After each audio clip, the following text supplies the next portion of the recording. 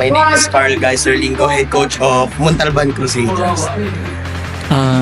Yun coach, kamusta naman ang preparation nyo sa Barta? Ang expect nyo?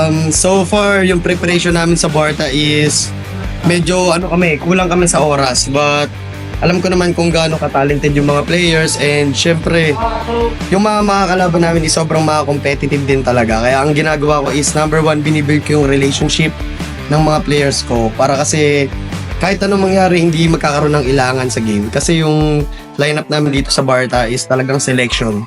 So, ang ginawa ko, i-build muna namin yung relationship namin as a team. Then, kapag na-finalize namin yun, I think ready na kami para sa laban namin, sa darating na laban namin this coming Saturday.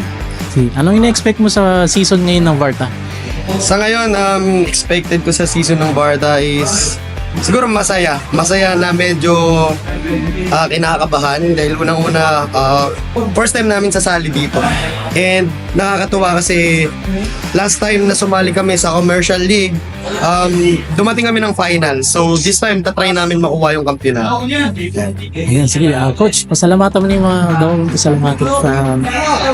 Okay, pinapasalamatan ko nga pala syempre si Tita Irene na lagi nakasuporta sa Montalban Crusaders, at syempre kay Sir Marlon Vinluana yan. Kaya kami nakapunta ng Barta, no, dahil din kay Kuya Marlo, at syempre sa mga sumusuporta sa Montalban Crusaders, yung 21 under namin, ayan, maraming salamat sa pagsuporta.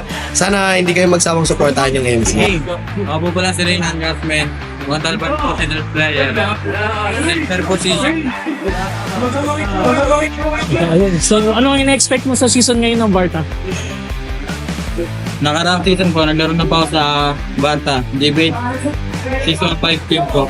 Pero ngayon po nasa Montalban Crusaders po, na-expect ko po, sana po makuha po namin yung kampiyonato. At maganda ang aming ilalaro para sa darating na laban. I-invite ko kayo sa aming game bukas sa Barta. Lahat po namin maganda ang aming lalaro bukas. Salamat po. Ayun, thank you. Ako nga pala si Romeo F. Pinangan III na point guard sa Montalban Crusaders. Ang expect ko po kasi lahat po ng team malalakas po and perfect po sila para sa amin. Ay ganoon din po kami na perfect po kami para sa amin. Yun, sige, invite mo sila.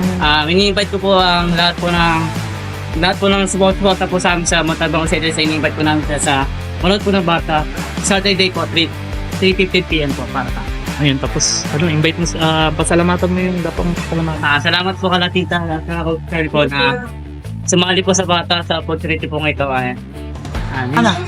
Ako po si Kurt Talinano mula sa Montalban Crusaders. Ang laro ko ay shooting guard. Ayun po, anong ina-expect mo sa season ngayon ng Barta? Ang ina-expect ko ngayon sa season ng Barta is wala na kasi mga kalaban, tapos sana maganda mapakita na para mag-champion daw.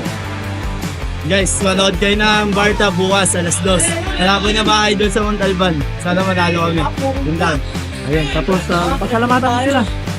Thank you sa namin sa sponsor. Sila Coach Lingo. Tapos kila Tita Irene. Si Tuan Nebriando, power forward po ng Montalban Crusaders. Marami po mga lang sa team. Kailangan natin tulong-tulungan. Marami po lang nila gusto mahuwa. Ayun, tapos, invite mo sila ang manood ng Barta. Iniimbitahan ko po pa nakanood sa may Batangan Ball. Yung Barta. Panood sa laban namin. Okay, Hello, good evening po. Good day. Ako po si Romeo Onanan Jr., assistant coach ng Montalban Crusaders para sa Barta D-League na gaganapin sa Marikina. Ang expectation po namin ngayong season na to, hopefully pumasok po sana kami sa championship. Gagawin po namin yung best namin. At the same time, gagawin po lahat ng mga players namin yung best namin para umabot po kami sa pangarap namin championship. In-invite po namin kayo lahat na sumali sa ganitong mga liga upang lalong malayo yung mga kabataan natin sa mga masamang bisyo. Ganun din po sa makatulong din po sa kanila sa kanilang pagbibuild